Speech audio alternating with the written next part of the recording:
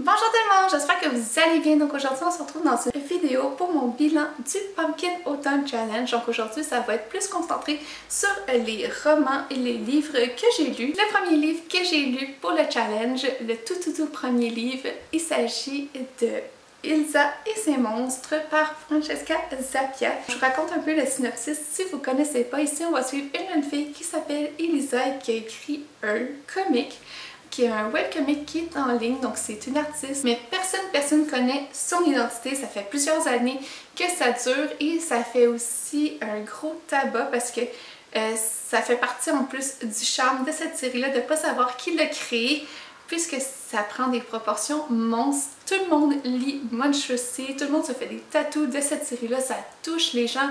Et Elsa, elle ne veut pas révéler son identité. Jusqu'au jour où arrive à son école secondaire ou à son lycée un jeune garçon qui est le plus grand écrivain de fanfiction de son comic. Par contre, lui ne sait pas qui elle est et elle ne veut pas lui dire. Donc ça va durer comme ça quelques mois jusqu'à temps que ça explose et puis que son identité soit révélée et puis évidemment, il va y avoir des gens qui vont se sentir trahis, donc ils vont être étonnés et ça va créer chez Elsa un sentiment d'angoisse. Elle va même ne plus vouloir sortir de chez elle et je la comprends totalement. Je pense que ce qui est beau dans ce livre-là, c'est que ça rejoint tellement des choses qu'on vit au quotidien dans notre ère actuelle. Bref, moi c'est venu me toucher à un point que je ne l'imaginais pas. Je pensais que c'était un livre un peu plus une romance douce, un peu cocooning, mais c'est vraiment pas ça. Évidemment, oui, il y a un peu de romance, mais c'est pas de l'insta-love, c'est pas une romance qui naît du jour au lendemain. C'est vraiment une belle histoire d'amour entre deux personnes. Si vous êtes créateur, si vous êtes artiste ou si vous avez un côté que vous faites du scrapbooking, n'importe quoi, je vous conseille vraiment ce livre-là. C'est un livre qui est très adapté à notre temps et je pourrais en parler très longtemps encore, mais je vous le conseille énormément et vous aurez compris que pour moi c'était 5 étoiles sur 5. Donc le dernier livre que j'ai lu pour le challenge, qui était un e-book aussi, après ça on va passer au livre papier, s'intitulait Wicked Like a Wildflower de Lana Povich. Et on va avoir deux héroïnes, deux jumelles qui ont des pouvoirs magiques. Il y en a une qui peut rendre en fait tous les objets plus beaux et il y en a une autre qui peut par son chant faire sentir des émotions à des gens. Et on va apprendre au fur et à mesure que dans cette famille-là, il y a toujours deux jumelles qui naissent et qui ont toujours des pouvoirs différents. Et puis les jeunes filles vont vivre leur vie normalement. Leur mère leur dit de ne pas tomber en amour parce que ça pourrait décupler leur pouvoir. Et puis il y a supposément qu'il y a des gens qui les recherchent, qui voudraient qui en voudraient à leur vie. Donc elles ne veulent pas montrer qu'elles ont des pouvoirs magiques. Jusqu'à temps que leur mère meure et que même son corps soit volé. Bon, à partir de ce moment-là dans le livre, il y a comme tout le temps, à chaque chapitre, un truc improbable qui arrive. Après ça, ils se rendent dans une église et c'est là qu'ils vont s'apercevoir qu'il y a des reliques qui ont été volées, que ces reliques-là vont servir à créer une potion magique et tout à coup, ils ont des rubans dans les cheveux et les rubans qu'ils ont dans les cheveux, ça les lie avec la première femme qui était comme une demi-déesse.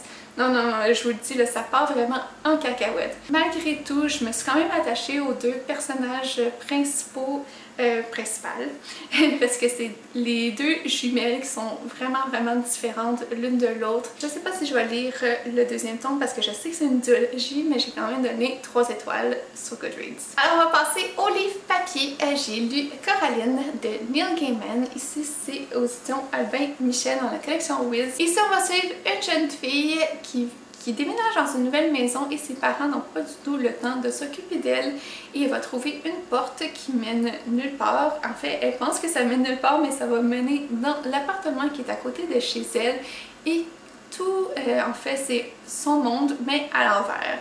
Donc, il va y avoir aussi ses parents qui sont comme là, mais ils ne sont pas vraiment les mêmes personnes, ils n'ont pas la même personnalité. Et chose étrange aussi, ils ont des boutons à la place des yeux. Ces parents-là ont l'air plus intéressés à elle que ses vrais parents, donc elle va passer quand même beaucoup de temps dans cet autre univers-là. C'est un peu glauque, c'est un peu sombre, c'est un peu halloweenesque et c'est très très jeunesse, donc ça c'est sûr que tout ça me plaisait. Mais j'ai l'impression qu'il y avait des longueurs par rapport au film. J'ai quand même eu un bon moment de lecture, donc j'ai donné 4 étoiles sur Goodreads. Ensuite, j'ai lu La fille qui avait bu la lune par Kelly Barnhill. Ici, on va suivre une jeune fille qui vit dans une ville, dans un village où les gens, il y a comme un protectorat qui a été créé pour protéger la ville et les membres de ce groupe-là, un peu sectaire sur les bords, donne en sacrifice à chaque année un enfant à une sorcière dans la forêt qui est juste à côté de chez eux, pour pas que la sorcière vienne les attaquer. Donc cette année, c'est Luna qui est donnée en sacrifice à la sorcière, mais cette fois-ci, la sorcière, au lieu de donner de la lumière d'étoiles à donner à cette jeune fille comme elle fait à chaque année, elle va lui donner de la lumière de lune, ce qui va faire en sorte que notre petite Luna va avoir des pouvoirs magiques. Luna va être adoptée par la grand-mère et elle va vivre avec elle 12 années. La grand-mère sait que sa magie peut être très très dangereuse pour la petite fille parce qu'elle ne sait pas ce qu'elle fait. Donc la sorcière va mettre sur sa petite fille adoptive un enchantement qui va faire en sorte qu'elle ne va pas pouvoir utiliser sa magie avant ses 12 ans. Et lorsqu'elle va utiliser sa magie, la grand-mère va de plus en plus perdre des forces et évidemment mourir. Dans ce livre-là aussi, on a un dragon minuscule et un monstre du marais. On a des histoires improbables d'oiseaux en papier qui volent. J'ai trouvé ça très beau. Pour moi, c'était un 4 étoiles et je vous le recommande énormément. Ensuite, j'ai lu The Hazelwood par Missa Albert. Je sais que ça a été traduit en français par Hazelwood. Ici, on va suivre une jeune fille qui, sa grand-mère a écrit des histoires, des contes, des légendes qui sont un peu morbides, un peu étranges. Et notre héroïne, Alice, n'a jamais vu sa grand-mère. Elle vit avec sa mère et elles sont toujours sur la route parce qu'à chaque fois qu'ils restent trop longtemps à un endroit, il arrive des catastrophes pas possibles, donc ils sont toujours obligés de déménager. Et Alice se demande vraiment des questions sur sa grand-mère puisqu'elle a été vraiment connue grâce à ses écrits, mais il reste aucune copie de son livre nulle part, donc elle se demande ce qui se passe. Elle sait qu'elle habite dans un domaine dans la forêt, mais elle n'en sait pas plus. Jusqu'au jour où sa mère se fait kidnapper et emmener dans les Hazelwood. Et c'est là qu'Alice va devoir aller la chercher et elle va se rendre compte que les écrits de sa grand-mère sont bel et bien vivants. On se demande qui est Alice, qui est sa grand-mère, on se demande beaucoup de questions, on va avoir beaucoup de réponses aussi à la fin du livre. Mais pour moi, j'ai pas trop accroché. Peut-être que si vous aimez plus les contes, l'écriture de contes, ce genre de trucs, avec une petite touche horreur, vous allez peut-être aimer, mais pour moi, ça l'a pas fait. Ensuite, j'ai lu Wild Beauty de Anna-Marie McLemore. J'avais vraiment adoré la prémisse de ce livre-là qui nous avait expliqué que dans ce monde-là, il y a des femmes qui ont des pouvoirs magiques, le pouvoir de faire pousser des plantes et des fleurs et qui ont été vraiment traitées comme des sorcières toute leur vie, qui vont trouver enfin un asile sur une terre qui s'appelle la Pradera. Et sur cette terre-là, elles peuvent exercer leur art, elles peuvent vraiment vivre sans se cacher. Enfin aussi, une famille que dans chaque génération, il y a toujours 5 femmes, autant au niveau des frères, pas des frères parce que c'est des femmes, mais autant au niveau des sœurs que des cousines.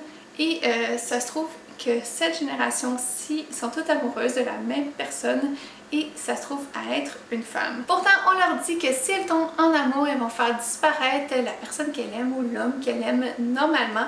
Mais comme ici, c'est une fille que toutes les sœurs et les cousines aiment, ils se demandent vraiment si la prophétie va vraiment prendre place dans ce cas-là.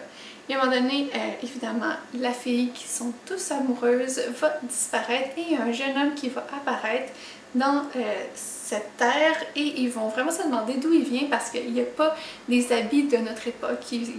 il est vraiment habillé d'une autre manière. Il se souvient de rien, il se souvient même pas de son nom. Donc pour moi, c'était une lecture ok, mais sans plus. J'ai pas détesté, mais j'ai pas eu un gros coup de cœur non plus. Je pense que j'ai donné 2 étoiles seulement. Mais si vous aimez l'écriture qui est très poétique, l'écriture qui coule, qui est fluide, et que vous lisez bien l'anglais, parce que je pense que ça peut être traduit en français, je vous conseille vraiment de lire ce livre-là. Et le dernier livre que j'ai à vous présenter, il s'agit de Toby Lones de Timothée de Fontbelle, le 2e tome pour les yeux d'Elisha. Ici, on reprend les événements qui s'étaient déroulés dans le 1er tome, exactement où on les avait laissés. En fait, il se passe comme, je pense, 3 ans, mais la situation n'a pas beaucoup évolué entre la fin du 1er tome et le 2e opus. Dans le 1er tome, on va suivre un jeune garçon qui s'appelle Toby et qui habite dans un arbre. Il mesure environ 1 mm de haut. Ils habitent dans les hautes branches, l'endroit qui est le plus riche de l'arbre, évidemment parce qu'il y a plus de soleil et qu'on habite dans des basses branches. On n'a pas beaucoup de soleil, on a beaucoup d'ombre et d'humidité, donc les riches vont habiter dans les hautes branches. Ils habitent là parce que son père est professeur et scientifique et ils vont inventer une invention inédite qui est vraiment propulsée à partir de la sève de l'arbre. Et là, il y a une compagnie qui veut acquérir cette invention-là, mais le professeur, donc le père de Toby, Simon Lones, il ne veut pas vendre son invention parce qu'il dirait que ça pourrait tuer l'arbre. Évidemment, tout le monde dans l'arbre ne pense pas que l'arbre est vivant et il ne pense même pas qu'il y a un monde extérieur à cet arbre-là. Et il va vraiment défendre son invention corps et âme, quitte à être emprisonné. Toby réussit à se sauver. Vraiment un livre qui soulève beaucoup de questionnements par rapport non seulement à l'écologie, qui est un thème très présent dans ce livre-là, mais aussi par rapport à la famille et par rapport aussi aux amitiés, à l'amour. Je sais que ça date peut-être d'il y a 10 ans ces écrits-là, mais ça s'applique tellement encore à ce qu'on vit en ce moment avec les changements climatiques. Je pense qu'il manquait quand même des éléments au niveau de la narration, au niveau de l'histoire pour que ça soit un vrai coup de cœur. Il manquait peut-être une petite touche de folie, c'était peut-être un peu trop sage comme histoire. Bref, j'ai quand même souri à plusieurs reprises et j'ai passé un très bon moment. Sûrement que c'était un 4.5 étoiles. Donc ça va être tout pour mon bilan du Pumpkin Autumn Challenge. Cette fois-ci, c'était sur les romans. Et vous me direz si vous avez lu un livre que j'ai présenté ou si je vous ai donné envie d'en lire un. Laissez-moi savoir aussi si vous avez participé au Pumpkin Autumn Challenge, à ce défi littéraire-là. Je serais super curieuse. N'hésitez pas à me laisser tout ça en bas en commentaire. N'hésitez pas non plus à me laisser un petit pouce, ça fait toujours plaisir, et à vous abonner à la chaîne si ce n'est pas déjà fait. Et nous, on se revoit bientôt dans une prochaine vidéo, et d'ici là, je vous souhaite de bonnes lectures. Bye!